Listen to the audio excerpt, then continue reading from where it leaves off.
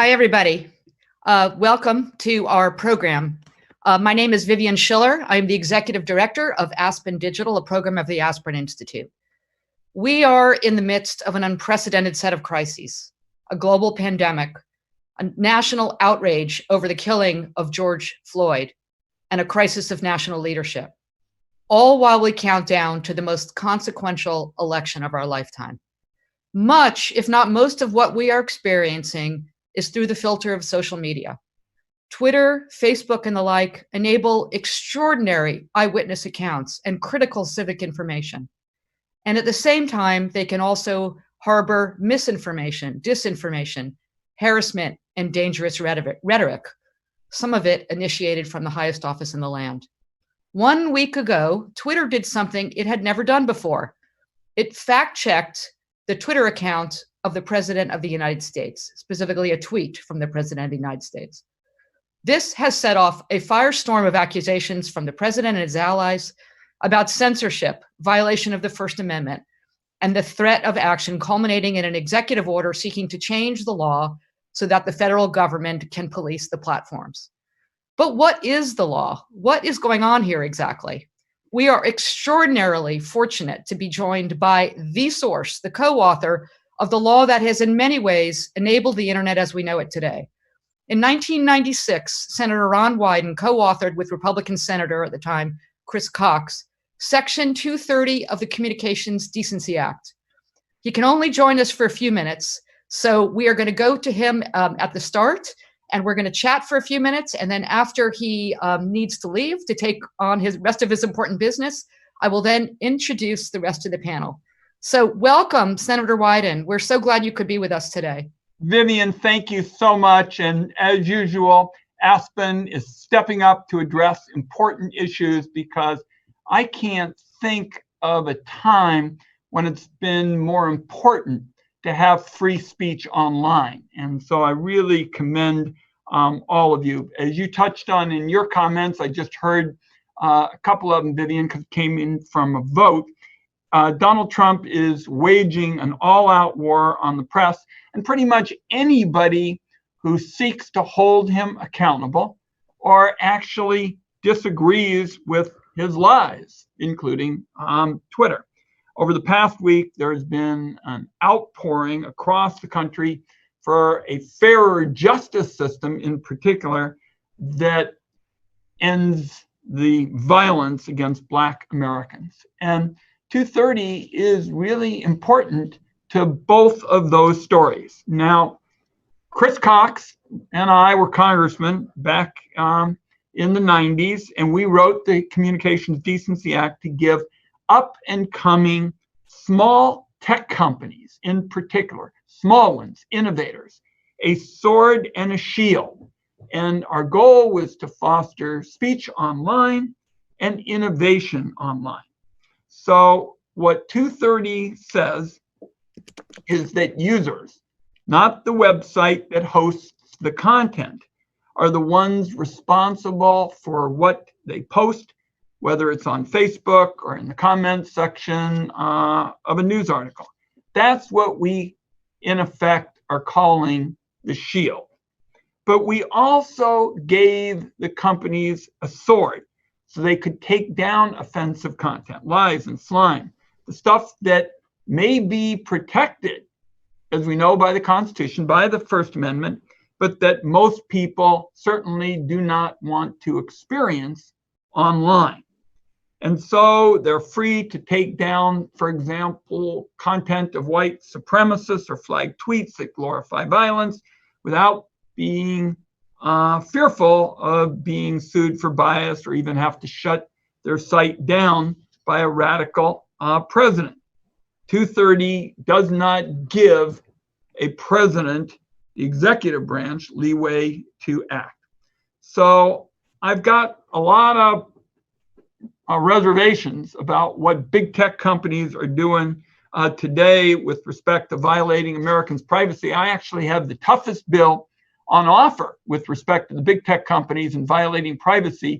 We say, for example, if the big tech companies lie to the government and their consumers, that not only would they face financial penalties, but their top executives could face criminal sanction.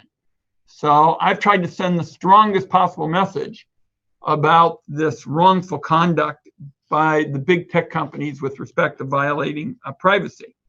But I also think, apropos of 230, that the big tech companies are not doing enough to take down the slime online. Social media has been a huge megaphone for people without access to money, who have trouble accessing conventional media, or who want to challenge those in power. But I think it's also important to recognize that the big players, the big ones with deep pockets, haven't done enough. And I want to make sure that we have the opportunity for the little guy, the innovator, who could be crushed by these big companies, to have a chance to get ahead. And so without Section 230, in other words, Vivian, you just throw Section 230 in the trash can, sites would have strong incentives to go one of two ways. Either sharply limit what users can post so as to avoid being sued, or to stop moderating entirely, which of course is pretty much 8chan. I think we would be worse off under either scenario. I mean, just look at Black Lives Matter and the protests against police violence over the past week. The reason Americans learned about the unjust murder of George Floyd was a cell phone video posted to Facebook. So many of these cases of unjust use of force against Black Americans have come to light in just that way, as a result of a video posted to social media. So in a world without 230, I cannot imagine that Facebook or Twitter would allow possibly defamatory posts about police violence, and these horrible injustices would never get the public attention they deserve. And most importantly, accountability would be even less likely. Now, what Donald Trump really would like to have is the other scenario, for platforms to be, quote, neutral. You hear him say this morning, noon, and night. The platforms are neutral. This law that these Congress people thought up is supposed to have neutrality. I think everybody understands there's no kidding around here. Trump doesn't care about Section 230 or any other complicated law. And by the way, the law makes it clear that there's no statement about neutrality. What Donald Trump wants to do is bully Twitter and Facebook into letting him post his lies without any challenge.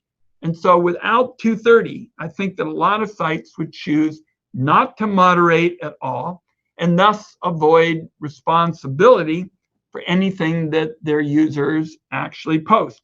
So it goes without saying that there would be more false and more dangerous content out there, and it would be revenge porn, the white supremacy. The internet would become the cesspool that anti-230 activists are saying that they're most concerned about. I've seen some articles saying Donald Trump would be in big, big trouble without 230. I would just have to say respectfully, I disagree. He's the president of the United States, the most powerful person. He calls a press conference and news networks carry it live. Reporters, repeat his statements. An army of surrogates repeat his talking points on practically every possible medium. If Twitter banned Donald Trump tomorrow, he would not have any trouble spreading his message to every corner of the world. But without 230, the people that I was concerned about from the very beginning, the little guy, the person who had a dream, the political movement that didn't have money and clout, movements like Me Too and Black Lives Matter, without 230, they would find it a lot harder to challenge the big corporations and powerful institutions. Without 230, it's a certainty that not a single Me Too post would have been allowed on moderated sites. So that's why I'm strongly opposing, one, the president's executive order, legislation like the Earn It Act, which is schemed up by Bill Barr to basically set up a speech police to control speech online, and then to gut strong encryption. And I can tell you, Americans don't want to be at the mercy of speech police online or anywhere else.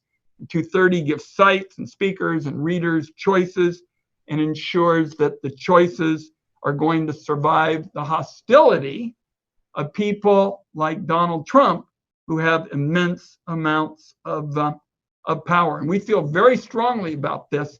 Vivian, I'll just close with this. I mean, I've been the first advocate of national vote by mail. I introduced that legislation in 2002.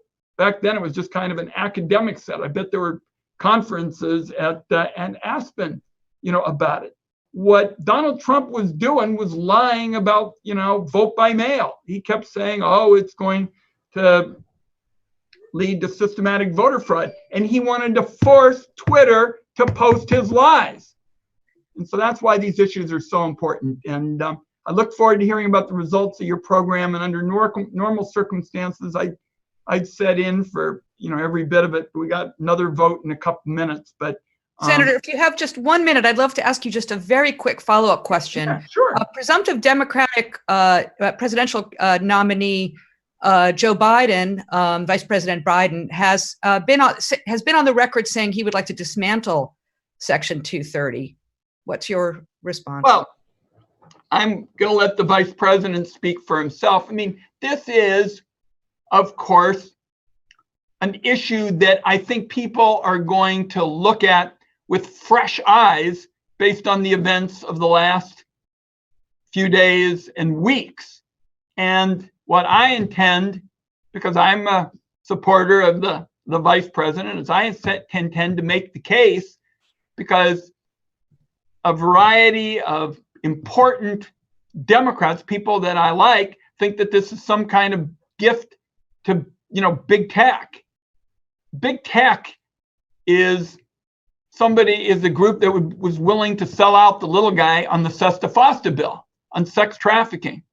Big tech doesn't want the little guy to have a chance to be heard.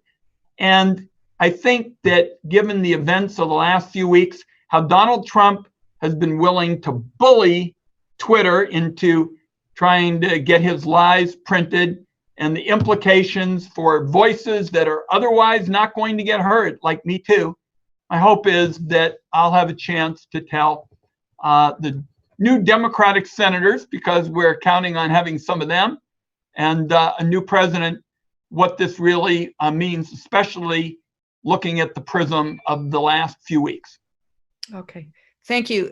Thank you, Senator. I know you're very busy. You need to go, but we really appreciate you joining us. Thanks for having me. Okay. Thank you. Bye. But stick with us, everybody. We're going to continue from here. Obviously, there was a lot to unpack there. The sword and the shield, and a lot of reference to the specifics of the events of the last week. We are going to be joined momentarily by Kate Klonick. She is with St. John's Law School. There she is. She is an expert on law and technology, lately with a focus on private internet platforms and how they govern online speech.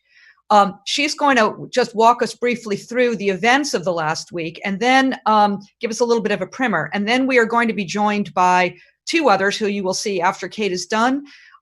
Tim Wu of Columbia Law School, who's known for coining the term net neutrality almost 20 years ago, and a champion of equal access to the internet. He's a best-selling author, of course, of several books on the issues of free speech and information warfare. We will also be joined by Marianne Franks with the University of Miami School of Law, where she teaches First Amendment, law and technology, and criminal law and procedure, and is the head of the Cyber Civil Rights Initiative, a nonprofit organization dedicated to combating online discrimination and abuse.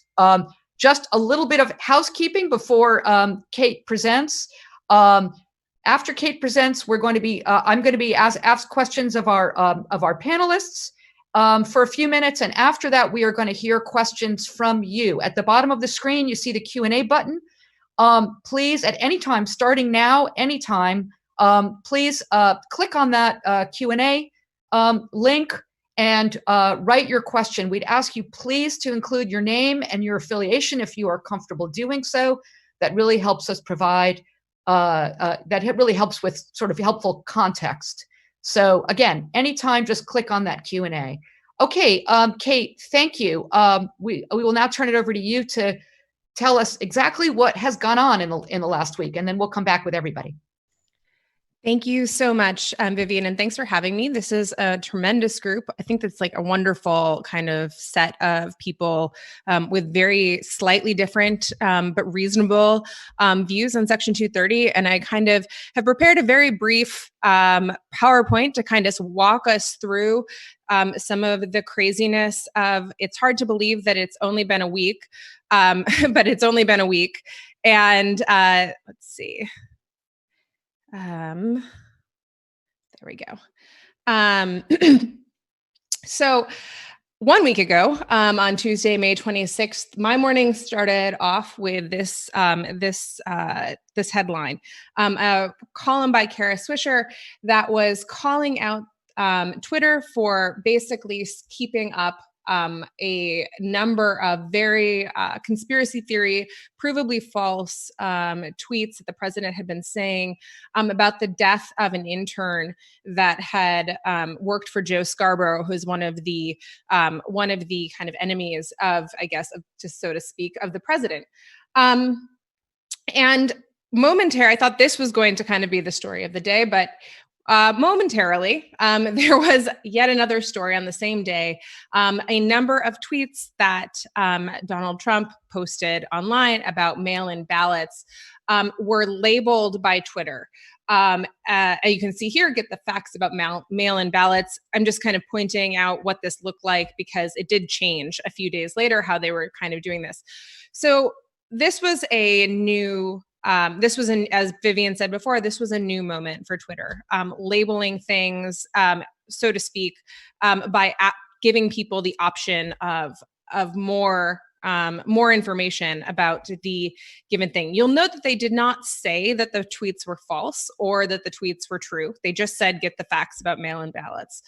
And so this was shortly thereafter, I think later that day, or the next day, Wednesday, May 27th, the president's press secretary stated to the press that leaked the idea that there was an executive order in the works about social media. And now that was not a new thing. There had been about a year before, a very similar threat of having an executive order when the president was unhappy with something that social media was doing.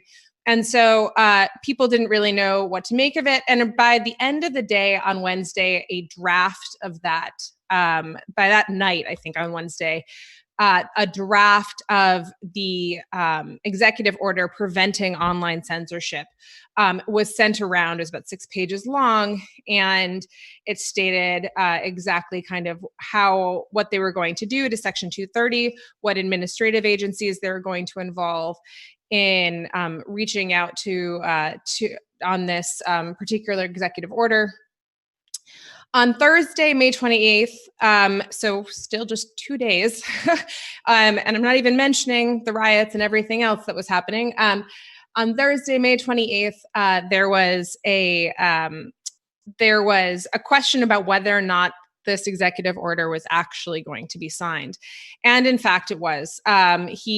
The president, I think, signed the executive order at 4:45 on Thursday. And he made a statement that basically the order itself basically said that, blame Twitter and other sites for basically putting warning labels on certain tweets in a manner that clearly reflects political bias. And as has been reported, Twitter seems never to have placed such a label on another politician's tweet. And then also stated such things as it relates to the Section 230 conversation that we're having today, that basically reference the fact that tech companies have grown into these huge titans of national discourse, and then attempts to basically put a new kind of pressure on tech companies at the risk in order to basically prove that they have not engaging in editorial conduct or to put these types of fact-checking labels on things, else they will be like lose their limited liability shield of Section 230. So this kind of, I mean, we can get into this later, but all of this was basically, I think, in the media was by experts who were talking about it on Thursday, was basically saying that there was not a whole lot of legal weight to the president's executive order, not a whole lot that he could do. In stating this, he puts out there that he has offered a new interpretation of Section 230, but that kind of flies in the face of 25 years of judicial interpretation of the federal legislation. And so it's not clear that he has the power. It's not clear that he has the power to do this, probably does not have the power to do this. And so it's kind of was this toothless executive order that came out. And the real question I think that most people were asking was, okay, so he's kind of thrown the gauntlet down to a certain extent, even though this is not maybe the fact that maybe these tech companies are just not going to want to mess with this kind of this threat, no matter what, at the risk of losing Section 230. Maybe they'll back down. Maybe they won't. They won't be as rigorous in what they're doing with moderating content and with fact checking as people are really calling on them to do because of the president's threat. And in fact, that was the exact opposite of what we saw happen on Friday. The president tweeted a number of tweets about the riots in Minneapolis, specifically around George Floyd. And then Twitter put up an interstitial, more than just a label. An interstitial is like this post over that you have to basically click through in order to look at what the underlying tweet was. If you do click through, the interstitial remains as a label at the top of the page. And then you can see specifically what the president said. In particular, this was the very controversial, when the looting starts, the shooting starts, which was the precise language that was found to be basically a call for violence and therefore not allowed under Twitter's content moderation policies. So, this is, if you click through to the more information, this is what Twitter gives you, and it states defining what is in the public interest. There is tons of literature around this. It is a very thorny issue, both in First Amendment law and in private platform governance, almost more so in private platform governance than in First Amendment law, I would almost say. And it's a very hard question, and depends on different platforms, as we know, draw this line at different places. Twitter is deciding to draw it like however they draw it, but Facebook, as we know, because of Zuckerberg's statements, has decided to draw it at a different point. And so that brings us to Saturday, May 30th, 2020, in which, as far as I know, I hope nothing besides Twitter continuing to roll on and the world continuing to spin. The shuttle went up into air, and I, for one, wish that I was on it. And so it has been an absolutely exhausting couple of days, and we have so much to discuss, and I'm looking forward to doing that today. Thank you so much.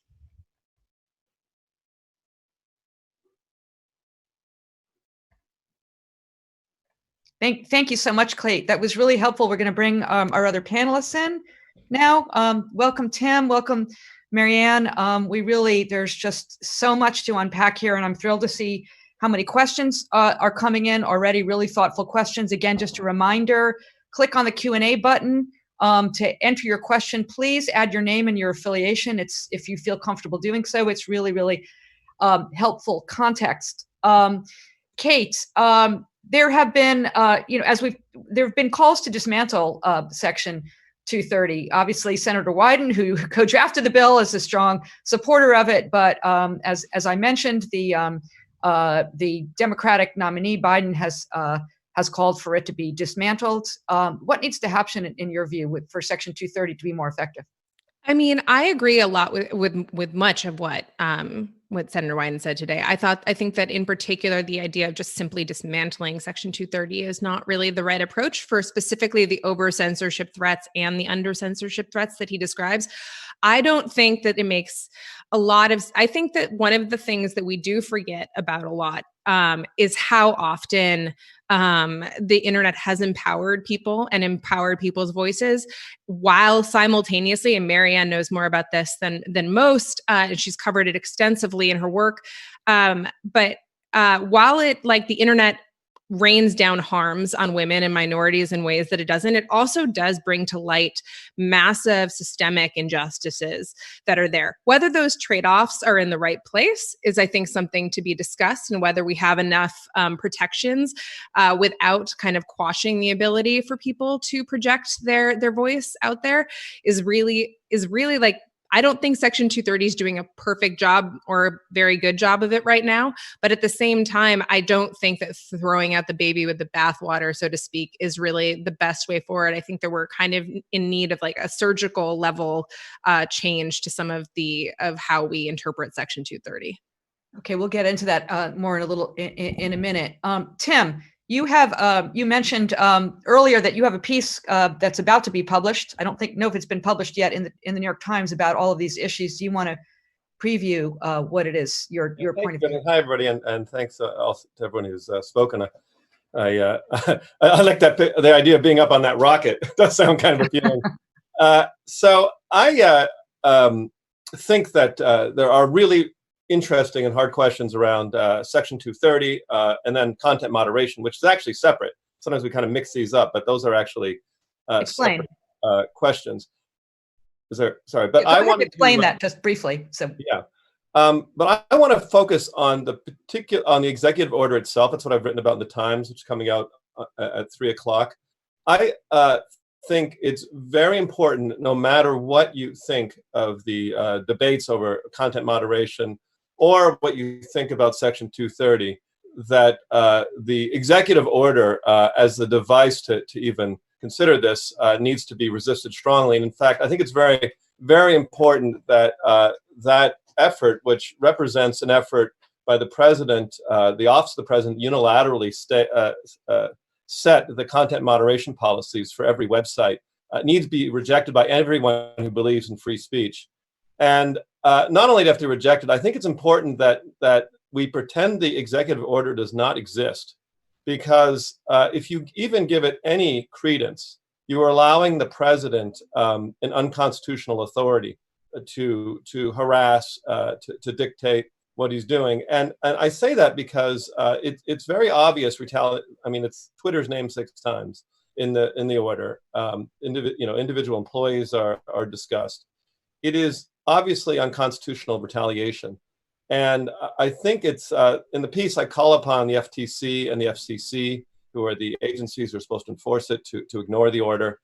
It is also overstating the role of the president in terms of legislation. So I just think that's very important. Whatever that other debate is, we need to not allow, and I want to say, this is the last thing I want to say this, we have to understand content moderation policies. I think they are the equivalent of the editorial independence of the press. So, it's a very hard question what they should do, but having the president try to dictate it is not unlike having the president dictate, the editorial policies of the New York Times, Wall Street Journal, Fox News, whatever. And so that is where social media needs to take its stand with the First Amendment behind it. So just a couple of clarifying questions, yeah. Tim. So your upcoming op-ed in the New York Times is calling for the FTC and the FCC to ignore the order. But yeah, if I understand correctly, and tell me if I've got this wrong, the signal from the executive branch is that they are going to be sending a set of recommendations for consideration to the FCC and the FTC. Are they not legally bound to address those? No, they're not. They're both independent agencies. Neither of the heads of the agencies can be fired under the Constitution by the president. And if you notice, it's worded shall consider or shall consider. And both of those officials, the chairman of the FCC and the FTC, I worked at the FTC myself, have been sworn duties to uphold the Constitution. So I think this is kind of a moment where the independent agencies have a duty not to take action on an unconstitutional order. So there's a little bit of ad law mixed in here, constitutional, but I think it's very important that we not allow the precedent to be set that the president can unconstitutionally threaten people and get something out of it. Because after that threat happens, it's like the cop who arrests people. Eventually, a court might let you go, but if you have a cop who feels they're empowered to arrest people and get what they want that way, it sets a very dangerous precedent for just violations of the First Amendment whenever you'd like. Marianne, let's stipulate, as I think we have clearly, that the platforms have the right under Section 230 to do as they please as private actors. But what could and should the tech industry, the platforms, be doing with that right to mitigate harms? Well, I just want to say first that to clarify, they have the right to do what they want, not because of Section 230, but because of the First Amendment. Right. Part of the really important, one of the most important messages here about the First Amendment that is getting lost is that private actors, in exercising their free speech rights, are allowed to say, I don't want to carry this content. I don't want to be a megaphone for really terrible speech. And so it's not Section 230 that protects them in that, it's the First Amendment. So I think that's really important to add another Orwellian layer to this, that what Trump is attacking is Twitter's own exercise of its freedom of speech. But I do think it's pretty broad consensus, at least maybe among these panelists, that the order is incoherent and it is impotent largely. And I think that we can agree on that and then ask ourselves, now what? Why does it exist? What impact will it have? What are the real dangers of it, in addition to the ones that Kate and Tim have already mentioned? And I'd say some of the other dangers are indeed legitimizing the very real and important conversation that needs to be had about the way the tech industry operates and has been operating because of Section 230. What's extraordinary, and I wrote about this in The Atlantic a few days ago, is that the very thing that Trump is accusing Twitter of, the idea that, oh, you have all this power just to shut people down or to say what you want or engage in bias and there are no consequences, that's as apt of a description of the tech industry under Section 230 as I've heard. The problem is that both Twitter and Trump have that kind of immunity, and they shouldn't. And so when we're trying to figure out where to go from here or how to think about these very difficult issues, I think Tim is right to not get sidetracked by this ridiculous order, but to notice what the tactics are here. Trump presents himself as a victim. This is something I called in my book victim claiming, and Twitter does the same thing. The tech industry does the same thing. The sponsors of Section 230 do the same thing and suggest that the tech industry, social media, is somehow should be credited with the kinds of issues that have come to light and some that have set off major world events. It's an extraordinary selective sort of taking of responsibility, right? So Facebook and Twitter say, look, we're the reason why these videos are getting out about police brutality, but we have no responsibility for the police brutality that is then unleashed in response to protests over this.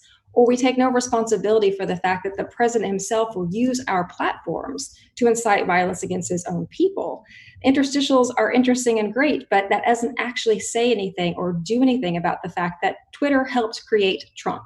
We have Trump in part because of Twitter and because of Facebook. And that's underscored by the fact that Mark Zuckerberg and Donald Trump were having a conversation just a few days ago that apparently Trump was very happy about, no doubt. So I think that's one of the things we need to look at, not get trapped in this idea of who's the real threat to free speech. Is it Trump or is it social media? They're both threats to free speech because they are allowing for people to engage in incredibly injurious behavior, sometimes behavior that can never be taken back, that cost people their lives, that cause people to poison themselves, that cause people to lose their homes and have to change their names. That is true of Section 230 and what it has wrought, as much as it's true of what Trump is trying to do. And so we have to acknowledge that, and we have to start having that conversation about the real problem with anyone, any powerful entity, being able to engage in behavior that profits them personally and pushes all of the negative consequences onto vulnerable populations. If any of us care about freedom of speech, if any of us care about the experiences of vulnerable populations, we have to care about how we got here to begin with. And if social media companies are attempting to try to say that they're not part of the reason where we got here in this polluted information environment, full of disinformation and misinformation, full of incitement, full of threats, full of violence, then that's not an honest conversation at all. We have to be thinking about how Facebook is part of the reason why we're here, thinking about the fact that Trump performs for Twitter, performs for Facebook. It's not just, no matter who says it, shining a light on behavior. It creates behavior, it generates behavior, and it gives cover to all sorts of forms of behavior that are not only toxic to free speech, but toxic to democracy itself. Yeah, you bring up, Marianne, you've mentioned the conversation that Mark Zuckerberg had with the president last Friday. He has taken, and Kate, I'm directing this question to you, he's taken a very different posture than Twitter has. Twitter has sort of dipped its toe into this kind of moderation. It hasn't fully jumped into the pond yet entirely. But Facebook still has taken a very different posture. Zuckerberg specifically differentiated himself from Twitter's actions by saying he doesn't want to be, quote, an arbiter of truth. How do you see Facebook's decision? I should note for everybody listening that Kate is really an expert on a lot of what Facebook's activities have been, including the establishment of their new Facebook Oversight Board, who have suddenly just been formed and now under a lot of pressure. Yeah. So there's a couple of things, and I think this would be maybe a good time to bring up the Facebook protest the virtual walkout that happened. I think that's kind of an interesting idea that has of how that has rolled out in response to this. So I think that a lot of what Marianne said is totally correct, that you see power, Section 230 does allow power to recapitulate from the real world online.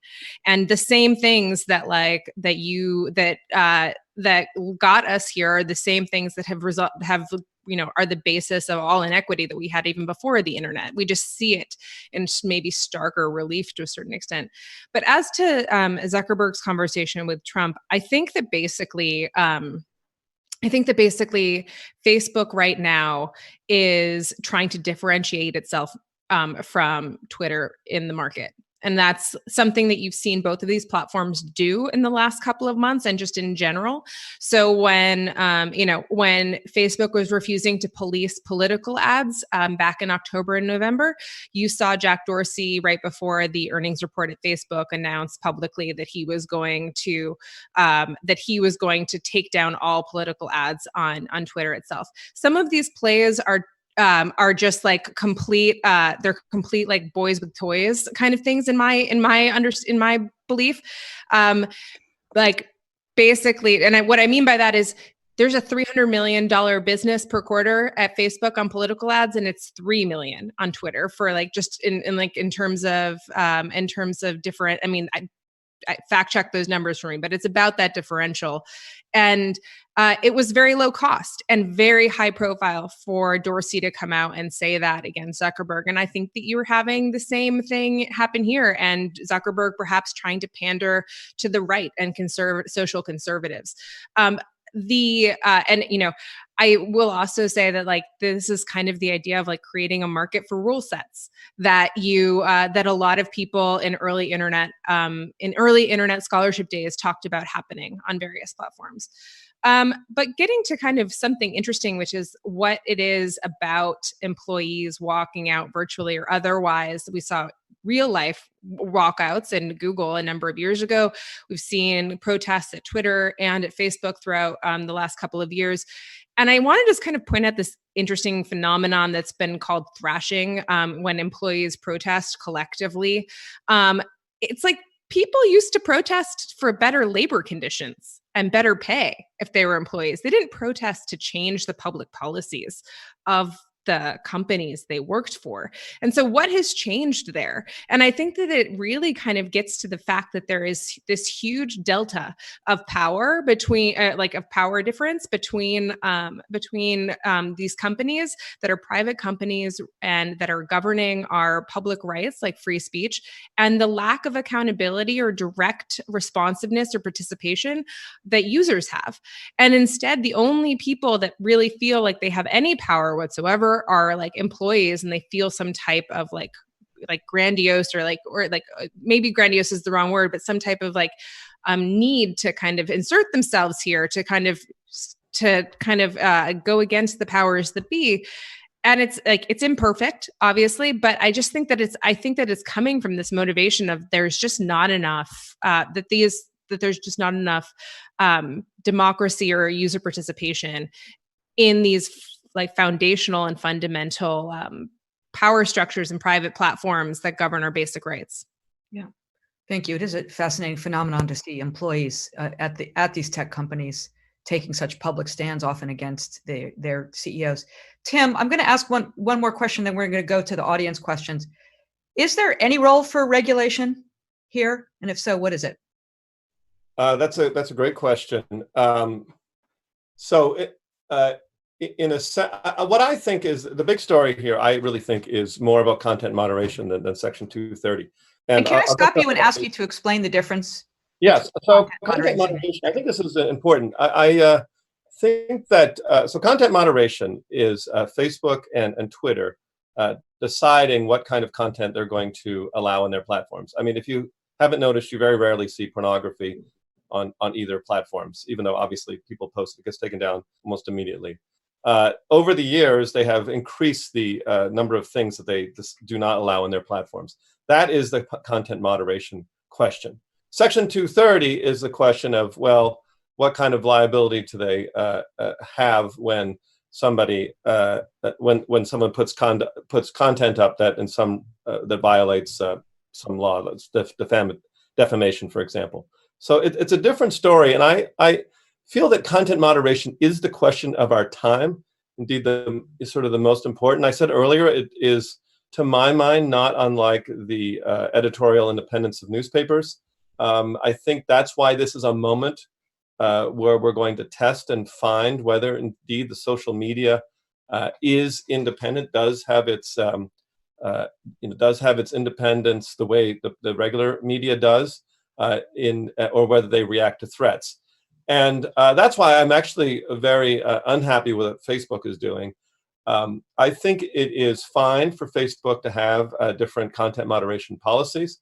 I think that ideally, I think Kate was talking about competing rule sets. I'm a person who believes there should be a lot more competition.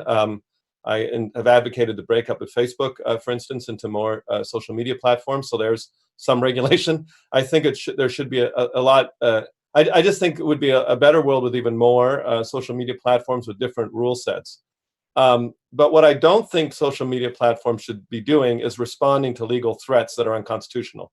And that's why I think Facebook, rushing to reassure the world and the White House that they won't put labels on politicians in reaction to an unconstitutional threat is being very cowardly at this time, and is surrendering what should be their rights under the First Amendment to ignore unconstitutional threats.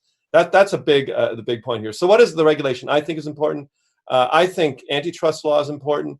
I think there's also room within constitutional boundaries. Europeans are starting to do this for Congress, or for the entire for a government, for an entity with actual legislative power to, if they want to, tell the entities these are some of the guidelines we think are important. That has to be constitutionally done.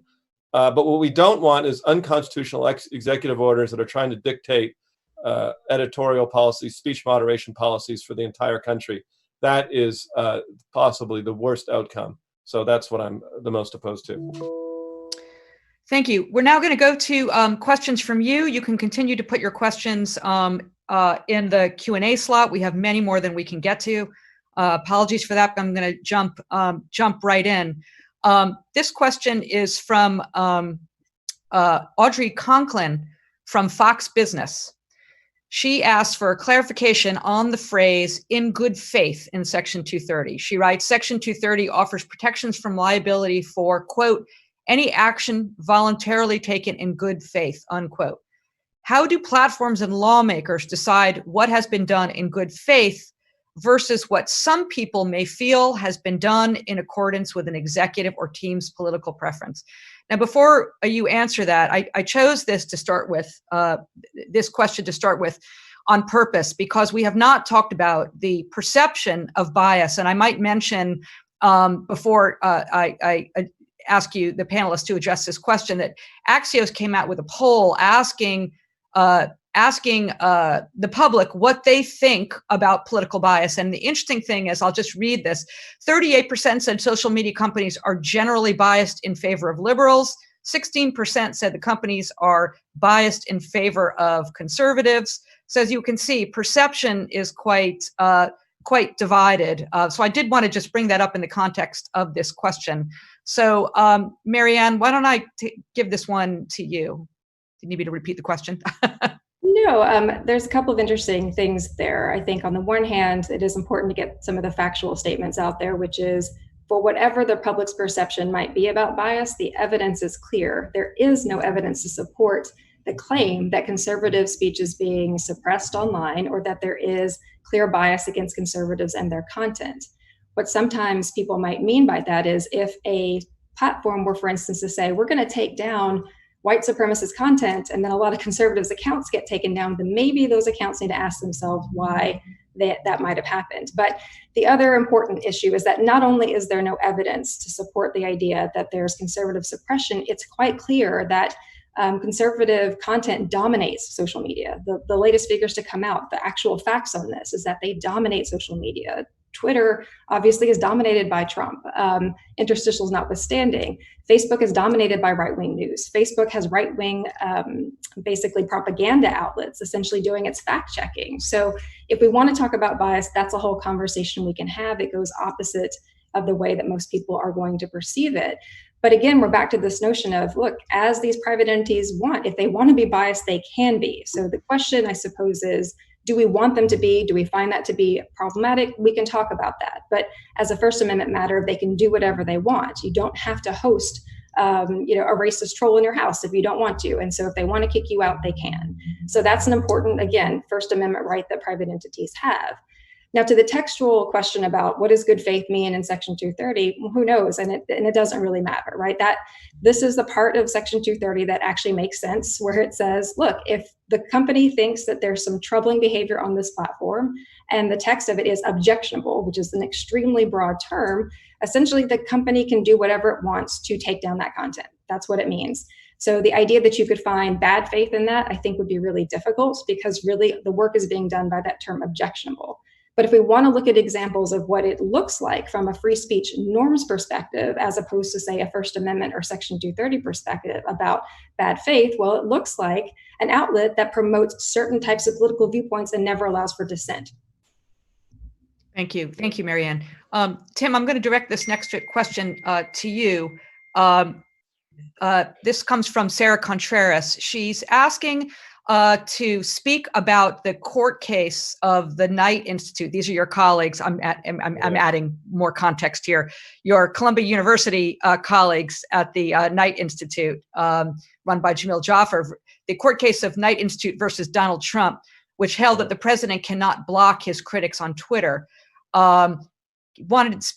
She's asking to speak about that and its relationship to last week's executive order. That's interesting. So I should say that I'm pals with those people, but I don't speak for them, just in case I say something.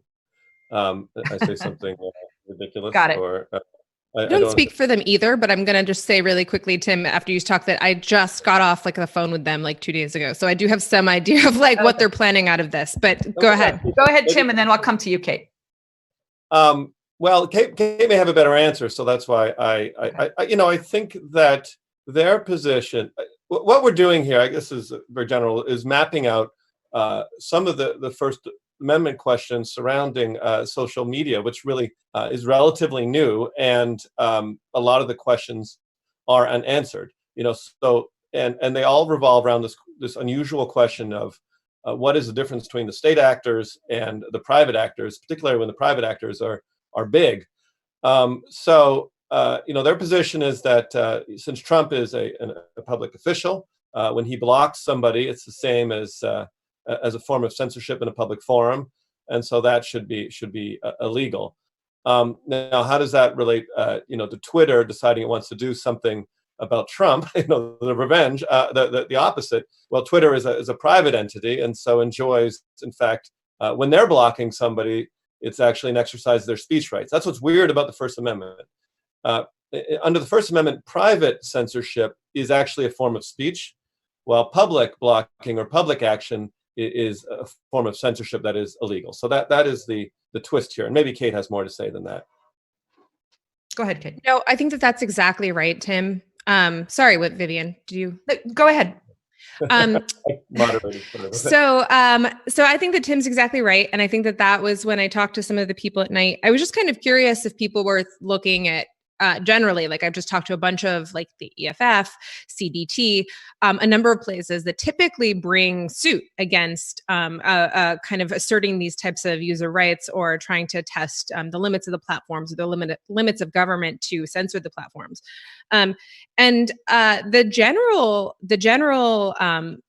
take just on this executive order from what I talked to is that while there is the best way for it to be challenged is probably for Twitter, precisely because of the reasons Marianne said about its First Amendment rights, is for Twitter or other platforms to basically bring suit to try to say that the executive order in some way violates their First Amendment rights.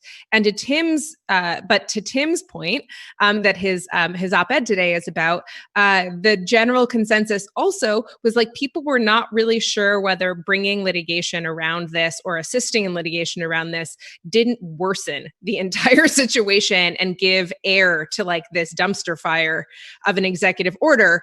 And so there is, I think that there is a solidly like a mix of questions about litigation coming out of this. Yeah, that's right. Thank you. This next question is from Dan Rose. He asks, with their dominant market share, aren't Twitter and Facebook natural monopolies and so could be compelled as utilities to provide service to everyone without discrimination? That's an interesting. Can I take that one? Go for it. I think that's a very interesting question, and a little maybe challenging for me as a longtime advocate of net neutrality, which is the principle that the cable and phone companies, when they deliver the internet to you, they got to deliver the whole thing, and not pick and choose what you get. So I think the situation is different. I'm going to a little bit rely on what the Supreme Court has said, which is unfair. But the idea, the First Amendment line that's out there is even if you are a powerful private company, it doesn't mean you abandon all your speech rights. Even if you're the only newspaper in town, your editorial decisions are still protected by the First Amendment.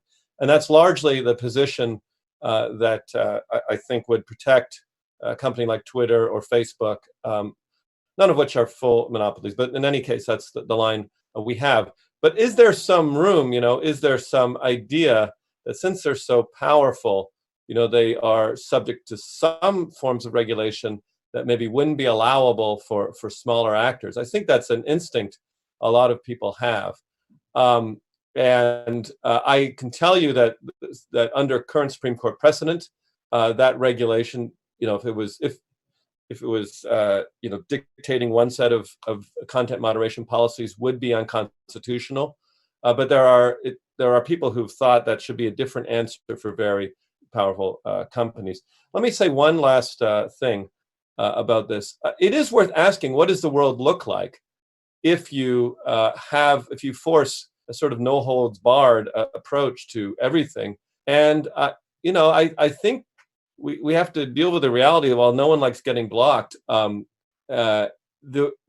we think of the online world, even as crazy as it is, collapses very quickly.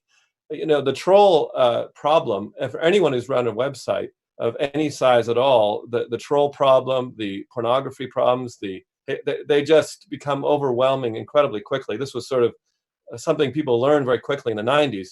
You try and have a website all about bread making or something, and then someone, turns it into either why sourdough bakers are Nazis or something like that very quickly, or just starts defaming people. So, the world doesn't work without content moderation. And that's really a fundamental difference with this and net neutrality. The internet works well if you are delivered the whole internet, all the packets coming. But online forums, social media do not work and have never, ever really existed without moderation of some kind. So that's the reality we live in. We're quickly running out of time. This question is from Harvey Rishkoff of ABA. He's asking, this is for all panelists, and it may be by the time you all answer, that may be our last question. What specific changes we've sort of been debating Section 230 this whole time, making sure that, unpacking it, understanding it. I'm going to slightly modify, sorry, Harvey, who I know, I'm going to slightly modify your question, which is if you could wave a magic wand or introduce legislation to make changes to Section 230, what would you change towards the world of online platforms as you would see it, as you would like it to be seen? Marianne, I'll start with you. Sure. So there's a couple of practical things you could do. One, I think, would be to clarify that Section 230's protections only apply to speech. A huge part of the problem, although it's not directly the issue for our discussion today, but a huge problem with a lot of what happens with online content is that it in fact is not neatly falling on the side of speech versus conduct. It often is in fact conduct. And Section 230 unfortunately allows these companies that are encouraging or profiting from this kind of content to have their immunity. So if Section 230 was clarified, if you're going to use the words like publisher and speaker and all those things, then clarify that the immunity that you're going to get only relates to speech, and then let those companies have to fight it out whether or not whatever the issue is in fact speech or not, or whether it's unlawful activity. So I think that would actually go some ways to figure some of these problems out. The other part is to actually make Section 230 into what it claims to be, which is a Good Samaritan law. And I've written about this fairly recently, inviting people to think about, first of all, the biblical parable, right? But also what a Good Samaritan law looks like in every other context except in this one. And that is, a Good Samaritan law is not one that forces you to do anything. It doesn't impose any obligations on a person. It's a way of offering immunity to people who have no obligation and no duty of care, to actually encourage them to help other people, and in exchange for that, not to get sued for it. To actually try to make Section 230 look like that. That is, acknowledge that sometimes it does have a duty of care, especially when it's profiting from or facilitating illegal conduct. And for instances where it doesn't have that duty of care, to reward it for wanting to shape norms or to contribute to the discussion or to take any kind of steps that it wants to actually make for a better speech environment or for a better conversation, and protect them for doing so in case they get it wrong or they overcorrect or they undercorrect. Those are the kinds of steps that I think we could take to coming at least somewhat close to what the tech industry keeps saying it's trying to do, which is to create free speech and to encourage dynamism and discourse. Because what I think really gets lost in these conversations is when we say free speech, we should always ask, free speech for whom? Who is getting to speak loudly? Who is getting amplified? Who is actually rising to the top of the algorithms? Not just to ask or to speak in these abstractions about whether or not speech is being protected. We need a much more sophisticated conversation than that. Thank you. I know these are complex issues, but Tim and then Kate, I'm going to ask you to answer as briefly as possible. I think we've got a minute. So I am not excited about the use of getting rid of the selective immunities under 230 as a means of controlling the platforms. It's kind of a weird tool. So you're basically hoping that state tort liability is going to push people in directions you want. I would just do it directly. If there's things that you want to happen and you want to have happen in the platforms, hoping that class action lawsuits, with billions of dollars of potential damages constantly on the backs of every platform out there is going to give us a better speech environment, doesn't strike me as a great method. I do like what Marianne said about the Good Samaritan stuff, but if I would do it, I would do a little more directly. That's what Europe's investigating, their First Amendment challenges.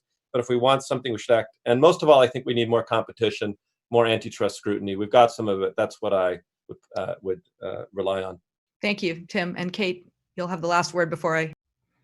That's dangerous. Yeah, but I think that I actually, on this issue, like I kind of hold back because I'm very mixed about how, when you start to tweak some of these changes, what the long-term impacts are going to be on speech. I don't tend to think that the Good Samaritan solution is the best way forward.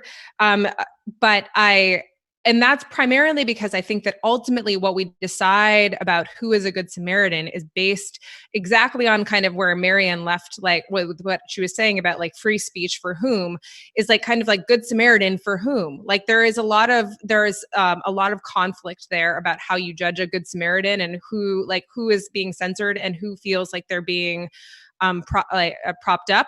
But I do really like Marianne's point, and I think it's a smart one, and it ties into Tim. I think it ties in nicely to kind of Tim's idea about tech giants and kind of antitrust, which is in creating competition, which is that there needs to start becoming more of a distinction between platforms that are primarily about speech and platforms that are actually promoting conduct and are about providing a product that is conduct based and not speech based. Everything online is speech because it is on platforms.